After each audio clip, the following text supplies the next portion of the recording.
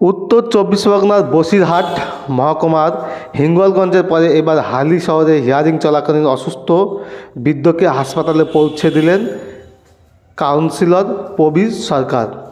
আপনারা জানেন যে গতকাল থেকেই এসআইআরের প্রথম পর্বের হিয়ারিং শুরু হয়েছে এবং হিয়ারিং শুরু হতে হতেই বিভিন্ন জায়গা থেকে যারা হিয়ারিংয়ে ডাক পেয়েছেন তাদের অসুস্থ হওয়ার ঘটনা উঠে আসছে।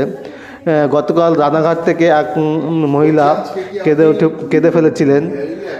উত্তর চব্বিশ পরগনার বসিরহাট মহকুমার হিঙ্গলগঞ্জে এক মহিলার অসুস্থ হওয়ার খবর উঠে আসছে।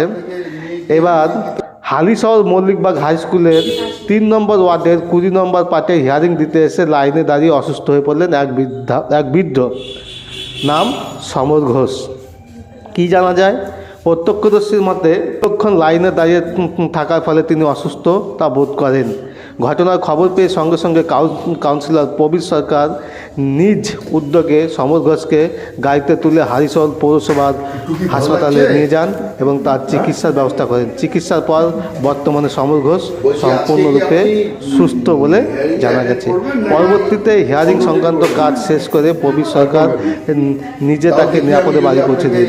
এদিকে নির্বাচন দপ্তরের ব্যবস্থাপনাগত ত্রুটির কারণে সাধারণ মানুষ, বিশেষত বয়স্ক নাগরিকদের অসুস্থ হয়ে পড়ার মতো ঘটনা ঘটছে বলে স্থানীয় সূত্র মারফত জানা যাচ্ছে। তাদের দাবি, হিয়ারিং প্রক্রিয়ায় পর্যাপ্ত ব্যবস্থা ও স্বাস্থ্য সংক্রান্ত সহায়তা না থাকায় মানুষ সমস্যার সম্মুখীন হচ্ছে। এই ঘটনাকে কেন্দ্র করে নির্বাচন দপ্তরের ভূমিকা নিয়ে প্রশ্ন উঠছে নানা মহল।